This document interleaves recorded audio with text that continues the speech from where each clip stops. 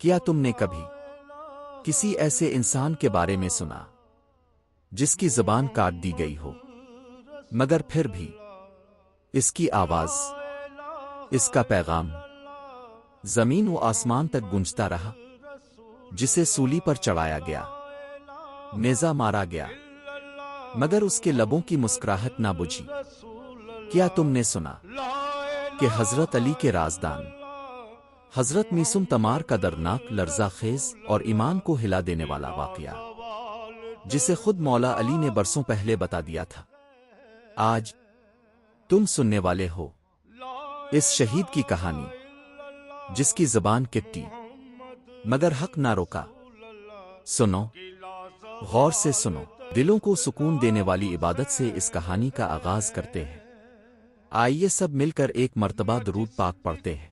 اللهم صل على محمد وآل محمد كما صليت على إبراهيم وآل إبراهيم إنك حميد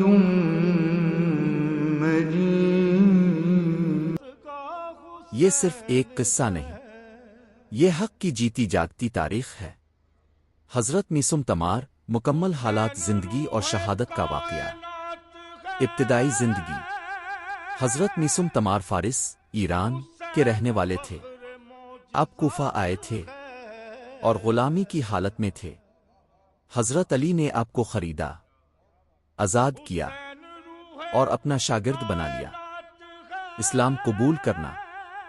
حضرت میسم تمار نے ابتدائی دور اسلام میں حضرت علی کے ہاتھ پر اسلام قبول کیا۔ حضرت علی نے انہیں صرف ظاہری دین ہی نہیں سکھایا، بلکہ علمی باطن، قرآن کی حقیقی تفسیر، علمی تعویل اور ولایت کے راز بھی عطا کیے۔ لقب تمار کیوں؟ تمار کا مطلب ہے کھجوروں والا۔ حضرت میسم کا ذریعہ معاش کھجوروں کی تجارت تھا۔ وہ کوفہ کے بازار میں کھجوروں کی ریڑھی لگا کر محنت مزدوری کرتے تھے۔ اس زمانے کے بڑے بڑے لوگ ان کی عاجزی دیکھ کر حیران ہوتے تھے کہ ایسا بلند علم رکھنے والا شخص بازار میں ریڑھی لگاتا ہے۔ تمار جواب دیتے، میری روزی کا وسیلہ یہی کھجوریں ہیں، میں رزق حلال کماتا ہوں۔ حضرت علی سے خاص تعلق۔ حضرت علی نے فرمایا تھا، اے تمار، تم میرے علم کے خاص دروازے پر ہو۔ تمہیں وہ علم عطا کیا ہے جو لوگوں کو نہیں دیا۔ تمہاری شہادت کا مقام اور کیفیت بھی میں جانتا ہوں۔ حضرت علی نے کئی بار فرمایا، تمہیں سولی پر چڑھایا جائے گا، زبان کاٹی جائے گی، تم میرے فضائل بیان کرو گے، لوگ سنیں گے اور کانپیں گے۔ حضرت علی کے بعد کے حالات۔ جب حضرت علی کی شہادت ہوئی تو بنو امیہ کے ظلم کا دور شروع ہوا۔ تمار حضرت علی کے فضائل چھپانے کی بجائے ہر جگہ حضرت علی کی ولایت، شجاعت، علم اور حقانیت بیان کرتے رہے۔ یہ بات کوفہ کے حاکم ابن زیاد تک پہنچی۔ گرفتار اور جیل۔ ابن زیاد نے بلایا، ڈرایا، دھمکایا، حضرت علی کی تعریف چھوڑ دو۔ حضرت تمار نے کہا، میں مر تو سکتا ہوں، جھوٹ نہیں بول سکتا۔ حضرت علی حق تھے، ہیں اور رہیں گے۔ ابن زیاد نے کہا، تمہیں درخت پر لٹکا دوں گا، زبان کاٹ دوں گا۔ حضرت تمار مسکرا کر بولے، مجھے حضرت علی نے پہلے ہی بتا دیا تھا، میں تیار ہوں۔ شہادت کا منظر۔ کوفہ کے دروازے کے پاس کھجور کے درخت پر انہیں باندھا گیا، لوگ جمع ہو گئے۔ حضرت تمار نے بلند آواز سے حضرت علی کی ولایت کا اعلان شروع کیا۔ لوگو، حضرت علی اللہ کے ولی ہیں، حضرت علی کے دشمن گمراہ ہیں، حضرت علی کی محبت ایمان ہے، حضرت علی حق ہیں، ابن زیاد کے سپاہی گھبرا گئے۔ حکم آیا، زبان کاٹ دو۔ زبان کاٹ دی گئی، مگر سبحان اللہ، ان کے ہونٹ ہلتے رہے، فضائل جاری رہے۔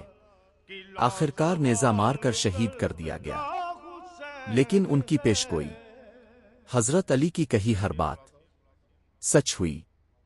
شہادت کے بعد کوفہ میں خوف کی لہر دوڑ گئی۔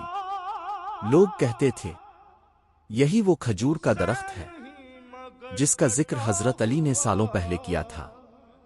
تمام کوفہ نے جانا کہ حضرت علی کے راز سچے ہیں، اور حضرت تمار کی قربانی حق کے لیے تھی۔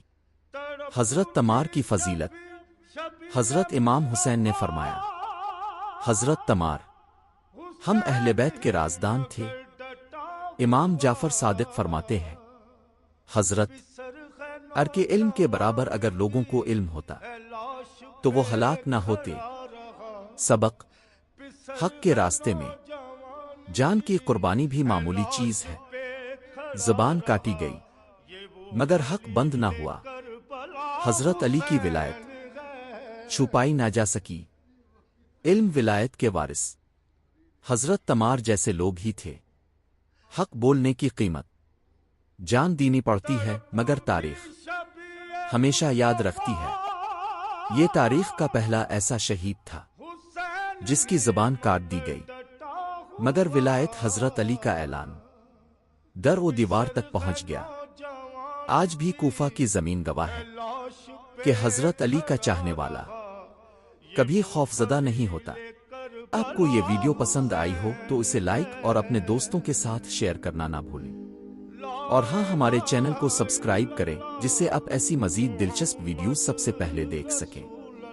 اگلی ویڈیو میں ملاقات ہوگی، تب تک اپنا اور دوسروں کا خیال رکھیں۔ اللهم صل على محمد وآل محمد كما صليت على إبراهيم وآل إبراهيم